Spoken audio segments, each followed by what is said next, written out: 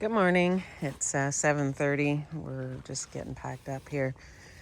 I think right at this moment, most of what's coming down is just coming off the trees. It rained a lot all night. Last night we didn't get as much water in the tent because Faith had tightened all of the. You have to tighten all the clips. You got to pull it. But then once it starts raining, the fly actually gets looser. So the night before last, we didn't get out and re-tighten it once it got wet. And so we did get some water in the tent. Some of our stuff got wet. But then last night it did work a bit better. I think it worked a lot better. The only thing that kind of dripped in a bit was because the fly was soaked. So when the rain would hit the top, it would knock some of the water off. But it was a bit drier last night than it was the night before. But now, once you're on a couple of nights of rain, and it rained a lot yesterday, everything is dirty, and because the forest floor is dirty and sticks to everything, and bounces up onto the tent. So everything is just gross. But tomorrow is supposed to be sunny. It's not supposed to rain as much today, and tomorrow's supposed to be sunny, so we'll be able to dry some stuff out. We have about 10 miles to go till we get to our box for our resupply, which is also helpful. So we'll have more snacks and easier things to eat in the rain than cooking. But yeah, so today is Tuesday. So yesterday, Monday, was 2 weeks since we had our zero in town. And we're planning just to keep going. We've had one shower in that beach spot.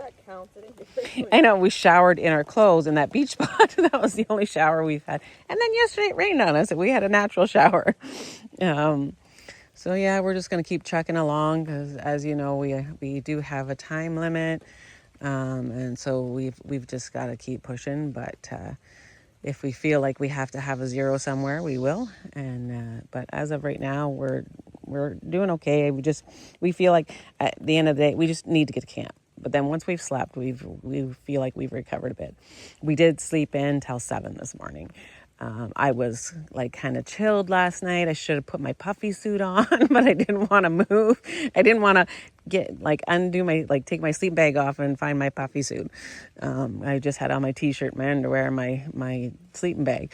But I should have. But it was, when you go through all that kind of rain and you're chilled all day, you just don't feel like getting out and facing it again the next day. Or when you hear the water pounding off the top of the tent, you're like, no, I don't want to do this. But you have to do it. So anyway, we're going to get on the go and get that 10 miles done and get to our box.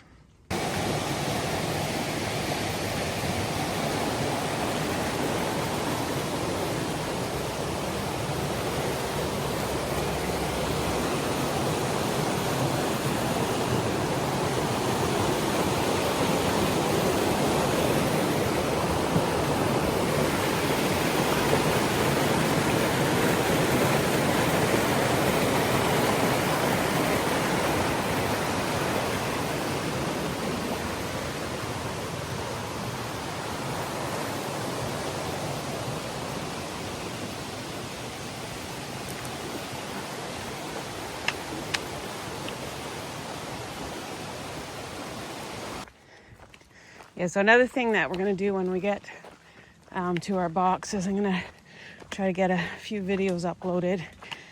I feel bad when there's days missing, but in one sense, it might work out for my benefit because we've only got a few hundred miles left and we're going to be hitting the whites.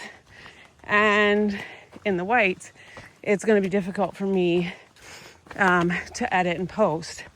So our plan is right before we head into the whites to get as many videos that I could possibly do up and schedule them out so that I don't even have to think about it while I'm in the whites.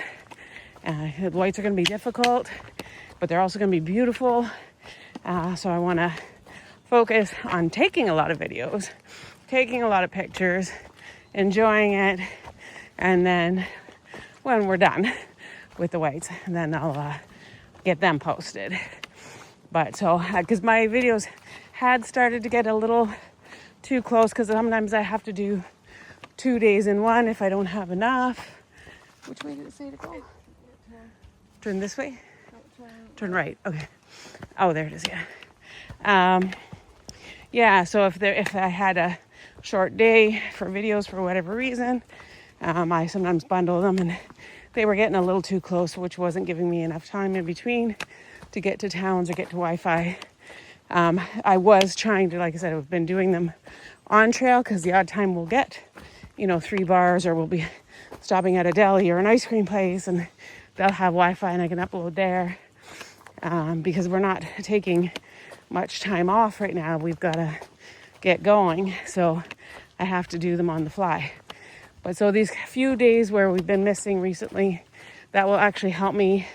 So then right before we go on the whites, I'll schedule out them for every day while we're up there, and then I can not worry about it. But yeah, it's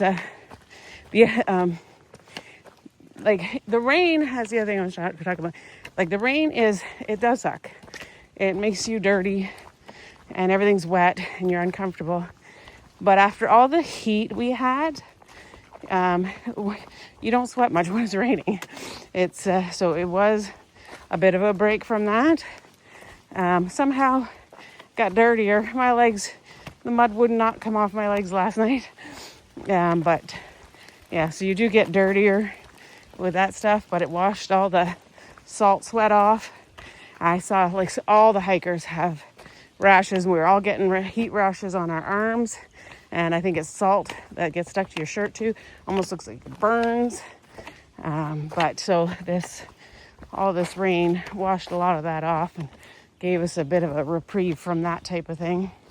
And we are going to get more rain, but we're going to have a day of sun tomorrow. That'll help us kind of dry up, reset, and get ready for the next round of a few days of rain. So, but anyway, so we have, I think, close to around 7-ish miles till we get to that spot that has our box and we can charge up. They do have outdoor showers, but we don't have any place to do laundry. We're looking ahead. I think at some point, I got to check the mileage. We're going to hit a state park that allows tenting, and they have cabins for rent and stuff. So I'm going to see if they actually have facilities there for shower and laundry. And that might be what we would do, just tent for the night there and get our showers and laundry done there. But we got to wait and find out. I'll give them a call. I'm just not going to deal with that this morning. We have been seeing quite a few things like this across the trail. We were warned that some of parts of the trail got hit. I did get an email from the ATC saying that there is about a 10-mile section. It's a little bit farther up, closer to, because we're gonna, like, that where we're getting our box is 1455, and I think that was right up around the 1500 mark. There's a 10-mile section that got hit bad enough that they've got it closed at the moment. And then once trail maintainers go through and they think it's safe, then they'll reopen it. If it's still an issue when we get there, we'll see if we can take a detour. I'm sure they will have made a detour by that point, because hikers aren't gonna sit for 5 days waiting for 10 miles to open up, right? So we'll figure that out though when we get there. But yeah, I feel bad. There's quite a bit of cleanup to get done. But I guess it could have always been worse. So far, it's stuff that we can get around, but yeah. So anyway. Holy moly! What a tree!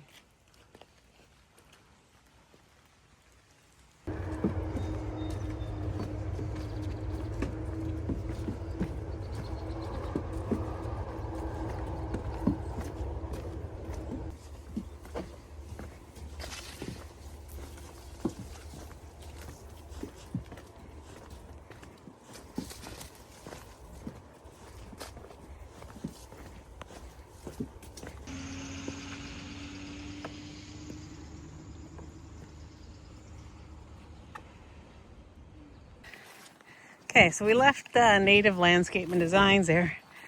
What a nice place. So you go in, it's right on trail. When you have to kind of turn a little bit across the road and then you cross over into this grass. So they're right there. At the garden center end, you can go in to the garden center part. They let you go inside, charge up. I had my box sent there. She brought out a small table for us to use to sort out our box. We had chairs. She said we could use the kitchen, make ourselves a cup of tea, or use a microwave if we wanted. They have an outdoor shower. They let you use the bathrooms, and they have a outdoor hose for filling up your water bottles. And it was nice, cold, clear water.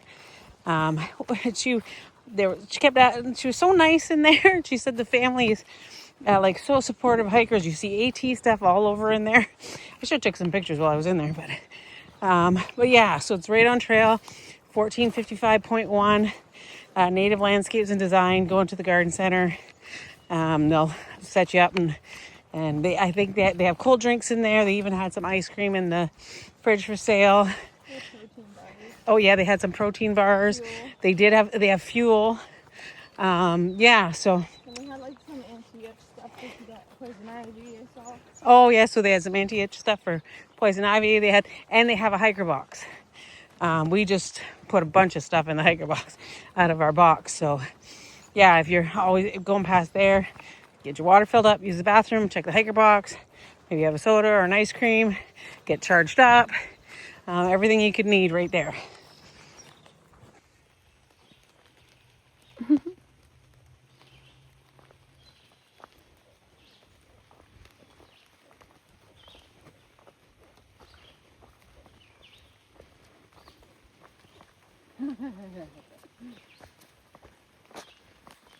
He didn't move very far.